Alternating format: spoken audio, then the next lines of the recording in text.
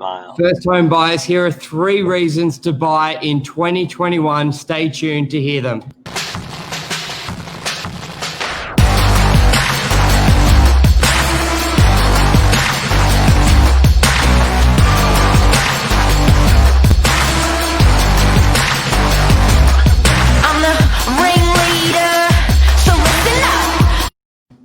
Welcome to Morning Minutes. Myself, not COVID, Michael Vergio, Nomadic Properties, episode 339, helping first home owners buy coming into 2021, and 3 great reasons why we believe it's a great opportunity. Good morning, Mark.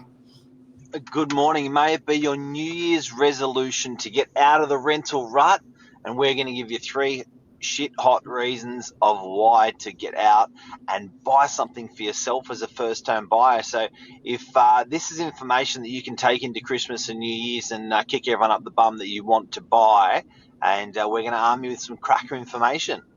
Yeah, and I think first of all, coming into, there is no bigger change or increase in stock levels in any other time of year from December to February. So last year it went from 360 properties up to over 620 available for sale. So it's a 40, that was about a 40% increase, which is huge. So there's going to be no better time to see fresh listings. It's a new year, new beginning. And obviously when there's more choice, there's generally less competition per property, and you can get a little bit more time to do due diligence, more properties to look at, and make a better or a great decision for yourself when there's higher stock levels. Absolutely. And just on sheer numbers, if you look at, say we've got, what's the cheapest unit we've got on the market for sale? 550? Palomar, 450. 450? Okay. Yep. So if you look at that little puppy there, 400 grand at a 2% interest rate is 9 grand a year. 9 grand a year over 12 months is $900, $1,000. Not even that. It's $900 over a month. So it's going to cost you $220 odd dollars, $225 odd dollars to own and live inside this place. And where first home buyers get it wrong is they think that they've got to fall in love with that place. Yeah, they're going to think it's their forever home. Hey? They've got to think it's their forever home. They do. I think when you think you're a first home buyer, like if you're a family, you think you need a family home. If you're a couple, you think you need a big 2-bedroom apartment, but not at all. You can actually buy something as a first home buyer, get in there for the first 6 months, say 3 to 6 months, live in it, hop out of it and just rent it out for the rest of its life. And it's always going to tick along, kick along, pump along always for you. And then in 3, 5, 7 years, you can dispose of that place, and then you can get into something that's your perfect place. Yeah, exactly. And also, even though the rates are $9,000 a year, generally the rent on something like that the one we use as an example, is about $20,000 a year. So even as an investment, you're going to be positive cash flow for yourself. So one, you get to take that, you get a better cash flow. You've bought a property, you start that sort of wealth creation. And then to make it even better, you've got all these government incentives that are making it easier to buy. Mark, do you want to go through? There's about 3 incentives available at the moment for first home buyers.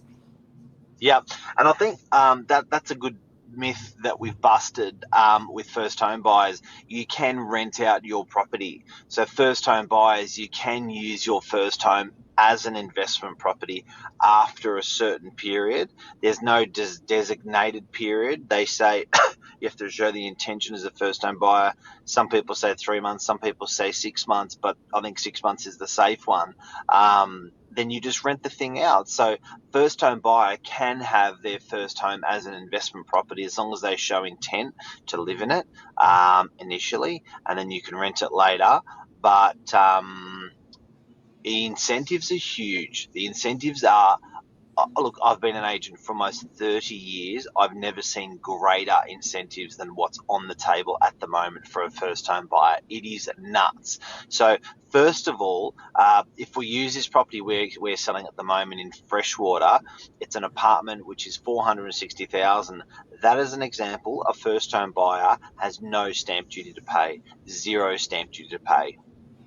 Yeah, and that goes up to $1,800,000 now for no stamp duty, and it's up to $1 million as a stagnant. Morning, Anmar, as a stagnant. So if at 800,000 it's no stamp duty, 850 maybe half stamp duty, and $1 million's a little bit off. So you can obviously Google it and get that time frame, the scale for that. Yeah. Then you've also down at $1 million bucks. Yep. Which is huge, because that used to be 650 or no stamp duty paid up to 800. So they've really taken into consideration property prices, because we always had that feedback, Northern Beaches. They're like, you can't really buy what you want to buy under 650 to have that benefit. Yep. Especially if you want a two-bedder. If you've saved a big deposit and you want to buy a two-bedder, they're almost for a newish one, they're almost starting at 850. So that's big. Using that Palomar as an example, normally someone would have to pay 20 grand on duty to buy that, and now that's zero. Yeah.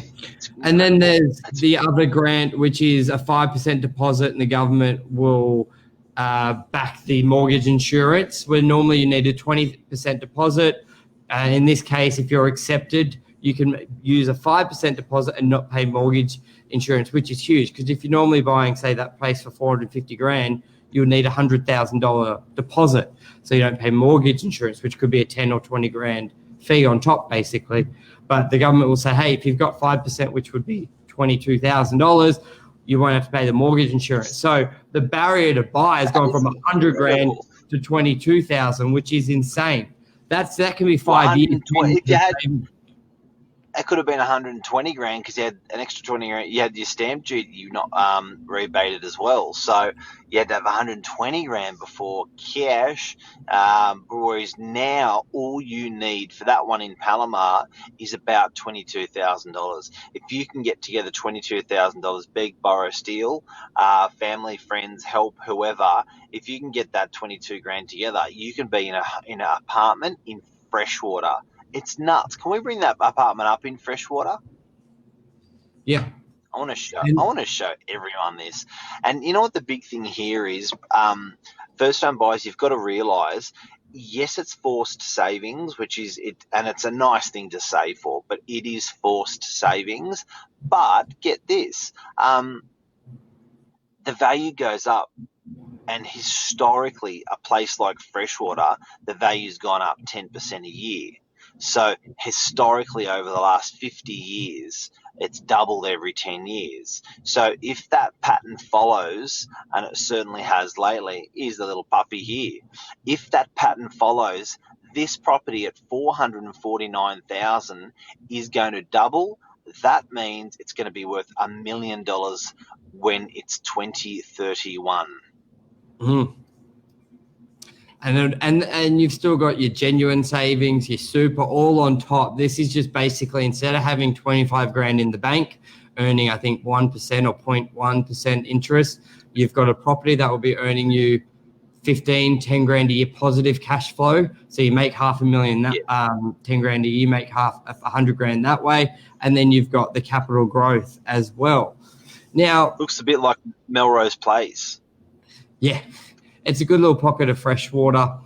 And look at that rental return, 380 to 420. So 20 grand a year, and you pay 9 grand interest, which is massive. Michael, is that the beach I can see in the map below? Yes. It's only it's only a 5 or 10 minute walk to the beach. You can walk to Manly. It rents really, really well. Lisa Novak's a fan of freshwater as well. But it's a cracker. It's a cracker. Now, for our third reason, low interest rates, historic low. We've never had it this low. And if you're a first home buyer, ask your parents what they paid in interest. And I'm sure they'll tell you when they first bought 15, 16, 17%. Now at the moment, there are banks doing... They'll tell you they had to walk to school in the snow up to their knees. Yeah. And at the 2 moment, hours. you can get rates at 1.89, 1.9%, which is insane. A few economists reckon it will go as low as 1.6 next year. So, but for a Really? lot yeah, there's a few that reckon it will 1.6 is probably the cheapest it'll go, not much lower. They don't believe it will go into negative, but they do believe there's a drop. And this was from the economist who predicted in January, early Corona would go under 2, and this was when everything was at 3.5. Everyone said she was crazy. So she reckons a slight more drop, but then it will hold like that for at least a year. So next year they're predicting basically a small drop and then hold for a whole year, if not longer. So this. Do you know what the market, problem is? Sorry, I'll cut you off. That's all right. Go. No, you go. Yeah, so Huh? you're going to have that, regardless of the external uncertainty going on in the world at the moment with COVID, you're going to have this certainty of pretty much low interest rates, the affordability, because let's face it, if you can't afford a 2% interest loan on 450,000, which is almost half the price of renting that property, well, then you can't afford to rent either, really, if you've got your deposit. So if you don't want to be at home and you want to be out, it's far better for you to buy than rent because you're going to have more cash flow. Would you take free money In what way? if someone gave it to you for free? Yeah, who wouldn't? Give me money. Well, here we are. Yeah. If you've got the 5% deposit, you apply, you're making 10 grand a year. It's cheaper cash flow than if you're renting. Obviously, the only argument is if you're living at home, you got money in the bank, fair enough. But a lot of people can't live at home paying no rent. Even if you're living at home, most people pay $100, $200 a week. So that would be the same as a 9 grand mortgage. So there's a lot of benefits there. Yeah. You're positively geared. So the question is, guys and girls, for first home buyers, would you take free money at 1.6, 1.9%? It's almost free. When you inject that into property and you've got a rental return coming in, that's more than what the repayments are. That is free money territory. Would you take free money? Yes, I would. Lisa reckons no one's talking about the property crash this time round. So I'm not scared as a first home buyer this time around because look what happened in COVID number one. Property prices basically steady, down a little bit, then straight back up. And it's done that every so-called crash where we've dropped 5%, 10%. How quickly does it bounce back? And we've said it on many shows. While everything is basically closed, the property market is the meal ticket for the government and for a lot of industries. For construction, it piggybacks off the property market. So no one's talking about a crash because they know it's the only thing that's going to be one of the only things creating a source of income. It has to be boosted up. It has to continue. If our property market and construction market don't, it's not going to be very pretty. So the stability you're going to have coming into 2021, you're going to have increased stock levels, so more choice. You've still got the fantastic government incentives, and you got low interest rates. I don't know how it can get much better than that, rather than inheriting a property.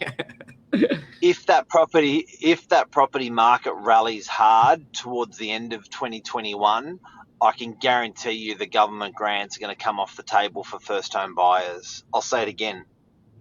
If the property market in 2021 rallies in the second half of 2021, the government will take those incentives away for first home buyers. One of them, two of them, three of them, all of them, I don't know. It is. All right. Anything else you want to add, Nat? I think it's a little wrap. Dr. Mark says goodbye. And COVID, we are killing COVID on the Northern Beaches, by the way. The last 2 days, the numbers have gone down. So well done to everyone. Amazing. Nearly 50,000 tests. Keep puppies on. Keep sanitizing. And keep isolating. Keep this up. Keep isolating. Keep the distance. And the Northern Beaches is doing really well. You guys are rocking and rolling. Awesome. See everyone tomorrow. Cheers. See you, legend. Cheers, man. Bye, everyone.